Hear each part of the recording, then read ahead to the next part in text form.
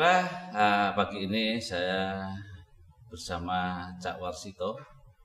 Kita akan ngobrol pintar bersama Cak Warsito sebagai seorang pengusaha, entrepreneur yang bisa memotivasi kita semua nantinya.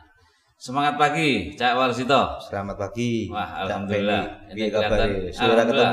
Baik ini. Ini kelihatannya segar nih Warsito ini, Cak Warsito. Yang pasti karena masih pagi. Pagi ya. Pagi. Mudah-mudahan sampai sore pun tetap semangat. Harus semangat. Iya. Harus semangat. Ini mungkin saya mau tanya-tanya tentang sebagai seorang pengusaha Cak Warsito di tengah kondisi wabah COVID-19 ini. Apa sih kiat-kiatnya yang Cak Warsito lakukan sehingga tidak berdampak yang sangat negatif terhadap usahanya selama ini? Untuk sahabatku semua yang mungkin sebagai pemirsa ngopi, ngobrol pintar bersama Cak Pendi. Yeah. Wabah atau pandemi COVID-19 ini memang seperti kita ketahui bersama, ini sudah melanda hampir di seluruh dunia. Saya sebagai salah satu pengusaha di sektor ekspor import ya, terutama di Pelabuhan Tanjung Perak ya. Gitu ya. Kami punya perusahaan forwarding yang memang saya di Perak itu sudah 31 tahun. 31 tahun. Ya, sehingga cukup lama juga. Jadi tuwek nok Perak lah. Iya. Nah, memang kita tidak bisa menghindar karena COVID ini memang menjadi bagian dari kehidupan kita saat ini. Iya. Sehingga ada istilah berdamai dengan COVID. Iya. Atau hidup bersama COVID. Atau biasanya yang lagi ngetren adalah new normal. New normal, betul. Ya kan, new normal itu adalah suatu tata kehidupan yang memang seperti itu. Terkait pribadi saya sebagai seorang pengusaha, memang kita senantiasa untuk mengikuti anjuran-anjuran pemerintah yang terkait dengan protokol kesehatan. Itu bicara kepada SDM atau karyawan atau termasuk diri saya pribadi ya. Iya. Tapi kalau terkait kiat-kiat bagaimana kita berusaha di tengah COVID ya, ini sebagai tantangan kita sebagai seorang pengusaha ya. Karena kita ketahui bersama COVID ini betul-betul bisa dikatakan melumpuhkan sendi-sendi perekonomian dunia. Iya. Seperti di Tanjung Perak sendiri, keluar masuk barang, arus keluar masuk barang baik yang ekspor import maupun yang lokal atau antar pulau itu memang bisa dikatakan menurun ya. Sampai berapa persen kira-kira? Kalau eksim lumayan lebih 50% ya.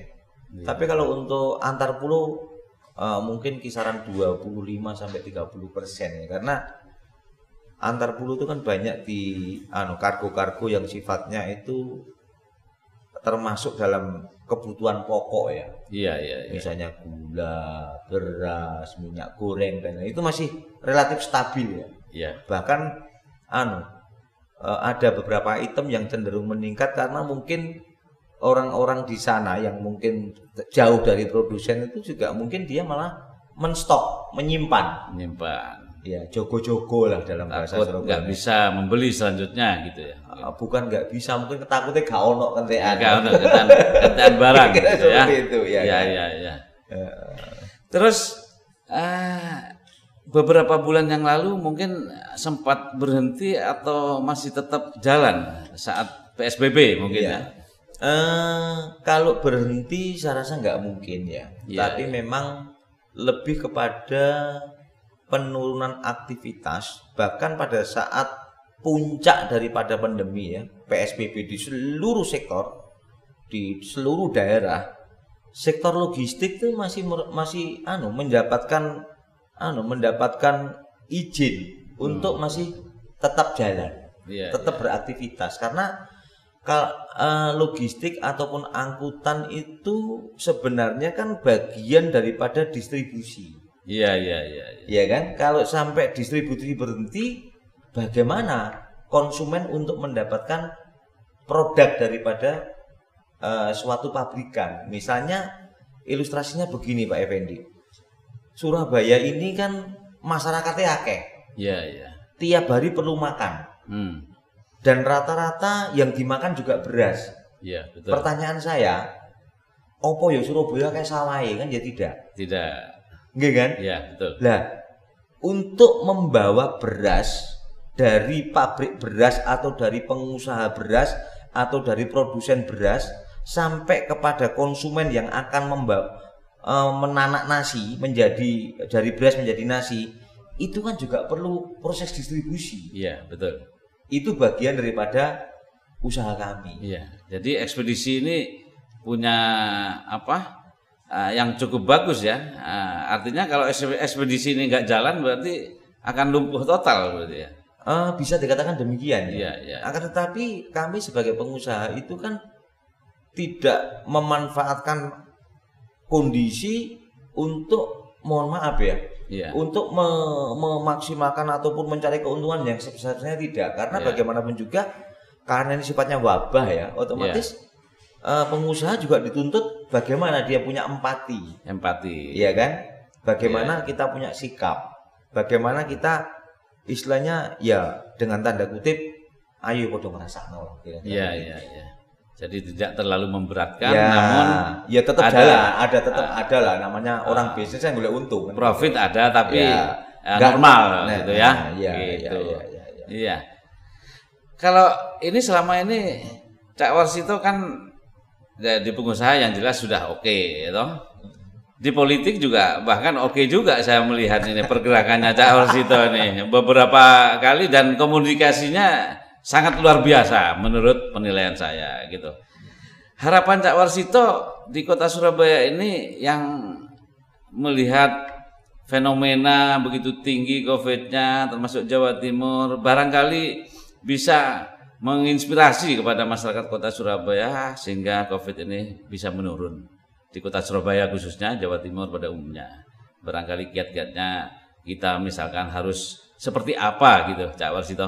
Jadi begini, saya tidak bermaksud mengkritisi suatu rezim ataupun istilahnya pemerintahan ataupun pemimpin. Tapi kita melihat memang kita harus akui secara umum ya bangsa kita itu memang bicara kedisiplinannya masih sangat rendah. Padahal dari beberapa literatur yang saya baca dan saya juga mungkin kalau Cak Effendi sempat mengikuti bulan lalu saya sempat mendampingi seorang penggiat new normal. Oh, penggiat new normal. Namanya Habib Hasan Mulakela. Oh iya. Saya sempat mendampingi beliau di beberapa kunjungan beliau di Jawa Timur ya. Di situ juga didampingi oleh seseorang juga yang mungkin bisa dikatakan sukses di bidangnya atau mempunyai ilmu di bidangnya. Memang new normal ataupun cara mengatasi daripada pandemi ini atau menekan penularan pandemi cuma satu kuncinya disiplin. Iya. Lah, disiplin dalam artian itu tumbuh dari dalam. Iya kan? Lah, untuk tumbuh dari dalam, itulah perlu konsentrasi kita semua. Bukan cuma seorang wali kota, bukan cuma seorang kepala dinas kesehatan, bukan cuma Pak Camat, Pak Lurah dan seterusnya. Tapi kita mulai dari diri kita. Diri kita sendiri tentunya ya. Setelah diri kita, keluarga kita. Setelah keluarga kita, lingkungan kita. Lingkungan sekitar. Setelah lingkungan kita ya terus pasti meluas ya. Alhamdulillah memang saya tinggal di pinggiran Surabaya ya, saya tinggal di Surabaya Barat.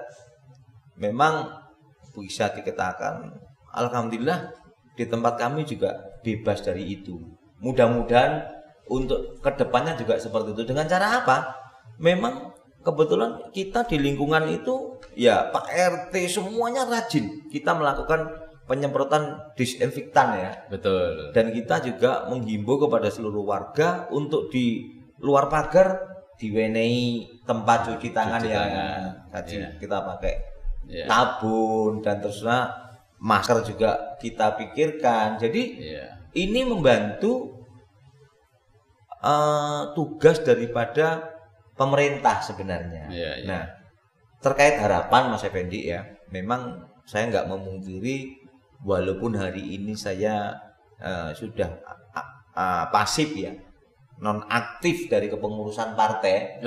Saya di Surabaya ini kalau bicara tadi Pak Effendi menyinggung soal politik, saya masuk dunia politik itu sejak 2013 ya, cukup lumayan lah. Dan saya pernah menjadi sekretaris Hanura Kota Surabaya. Jadi hiruk pikuk suksesi Pilwali di 2015 sedikit banyak saya juga ikut di tengah-tengahnya lah.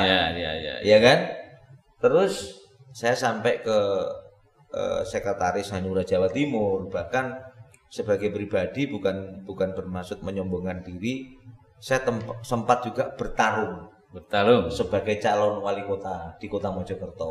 Nah, memang politik ini saat ini politik itu sudah menjadi bagian daripada kehidupan masyarakat. Begitu juga yang namanya pandemi. Kira-kira seperti itulah.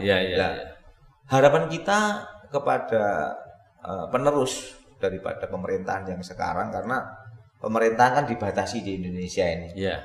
5 tahun maksimal 2 periode, secara otomatis itu harus mencari figur baru kan. Entah orang memelesetkan, meneruskan atau mengganti, itu kan kata-kata yang kata-kata politik kan gitu ya. Tapi harapan kami siapapun nanti yang mendapat amanah dari masyarakat Surabaya di tengah pandemi ini, memang kunci daripada masyarakat yang diharapkan pemerintah yang bisa dinilai oleh dunia luar itu adalah bagaimana bisa meningkatkan kedisiplinan masyarakat Surabaya. Kuncinya cuma di situ kalau menurut saya. Karena lain-lain ya lebih kurang lah ya. Mungkin seperti itu Pak Effendi. Kalau berbicara itu sih memang Surabaya Jawa Timur pada khususnya ini tentunya begitu lengkap ya. Antar suku yang ada di Surabaya ini saya rasa mungkin bisa dikatakan komplit ya di seluruh Indonesia ini. Nah, mungkin ini antar suku ini sehingga perlu persatuan dan kesatuan atau bagaimana ini menurut Cak War? Kalau kita berbicara istilahnya hidup berdampingan ya. Betul. Dimanapun kita manusia sebagai makhluk sosial tentunya kita senantiasa perlu orang lain gitu. Betul. Apalagi saya remaja masuk Surabaya tahun 89 itu usia saya baru 20 tahun. Dan saya langsung masuk di lingkungan yang sangat keras di Tanjung Perak. Di sana juga buah perak tahu sendirilah, tahun-tahun segitu, tahun 90-an itu memang masih ngeri-ngeri sedap lah. Tapi saya yakin karakter daripada warga Surabaya secara umum yang egaliter atau terbuka itu sangat membantu, sehingga kita bisa lihat Surabaya itu tidak pernah ada gesekan yang berarti. Kan? Bukan seperti Jakarta yang mungkin antar suku ini, enggak. Surabaya menurut saya adem ayem ya. Adem ayem dan semangat kebersamaan di Surabaya itu luar biasa. Istilahnya semangat arek Surabaya itu betul-betul bisa menyatukan perbedaan daripada etnis atau kesukuan atau istilahnya ras ya. Ras. Itu di sini betul-betul menurut saya masih bisa dikatakan kondusif ya.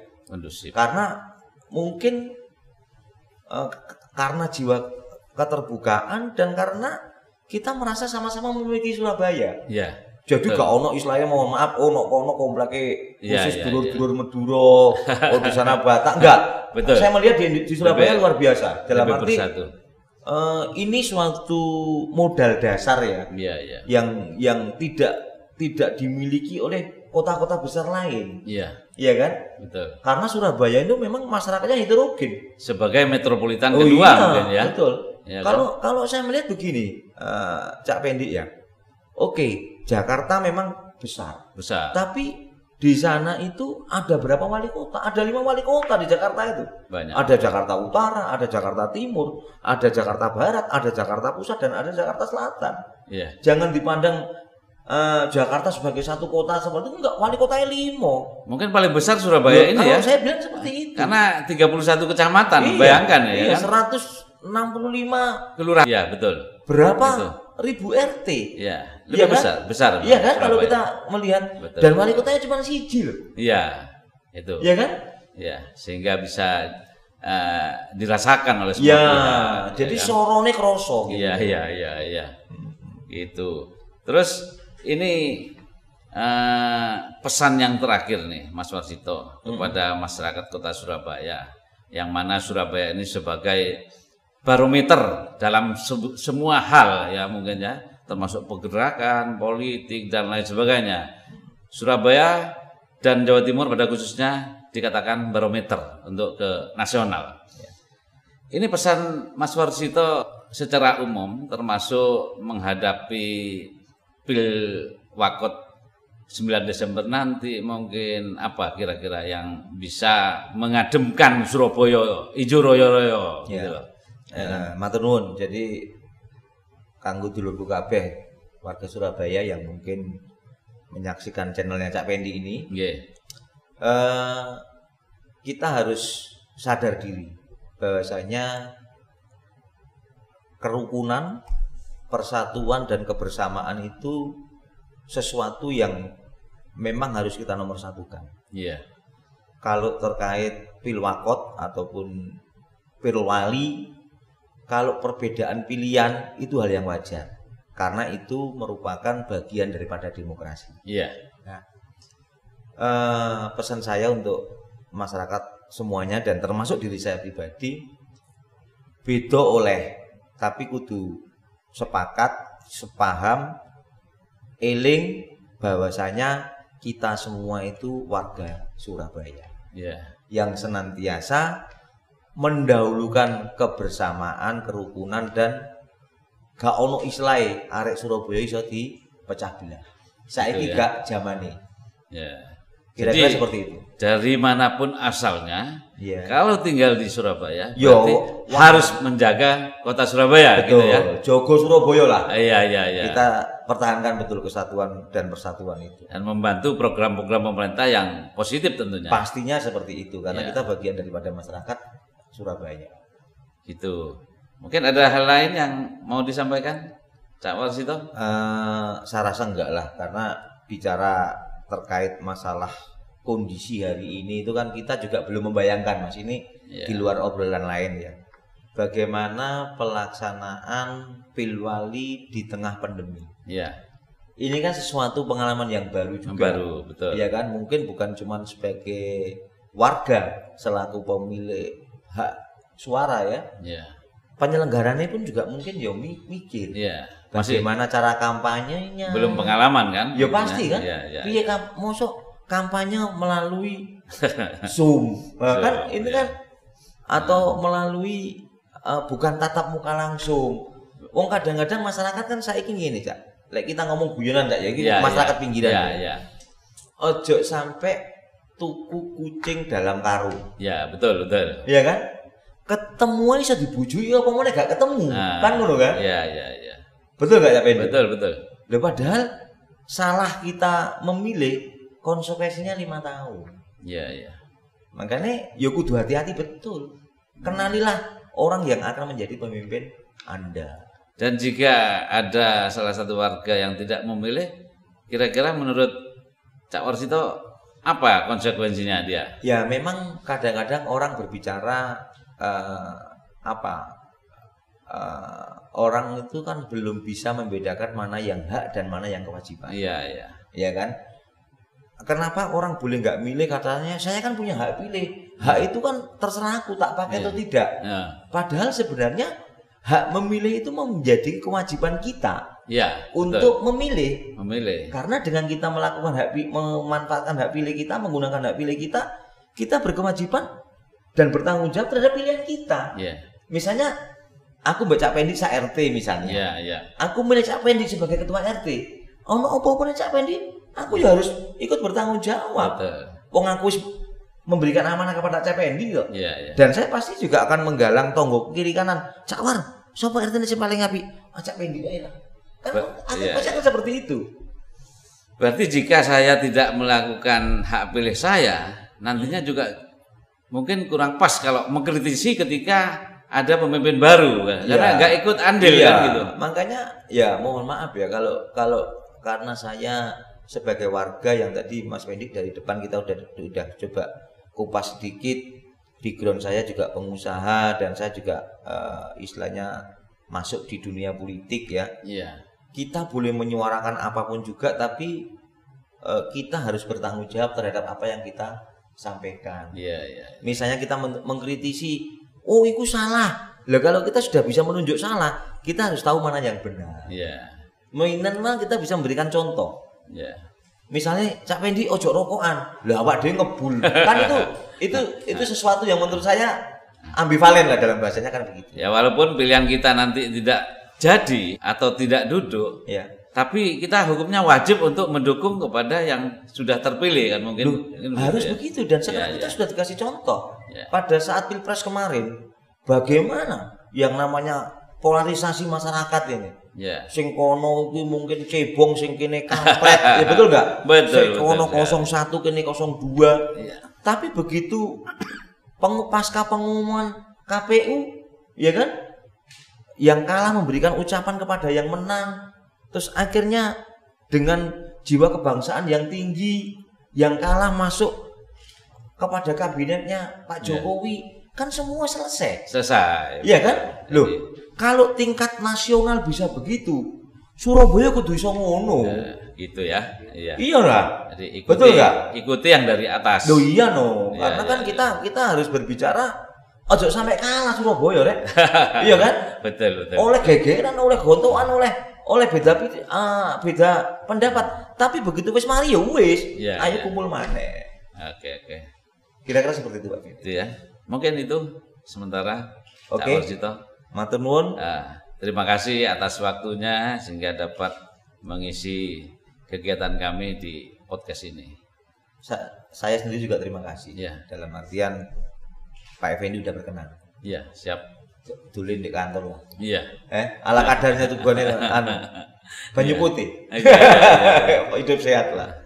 Oke, demikian dari kami dari Cak Effendi, berita5.com, ngopi bersama Cak Warsito. Sukses selalu, tetap semangat. Amin. Semangat.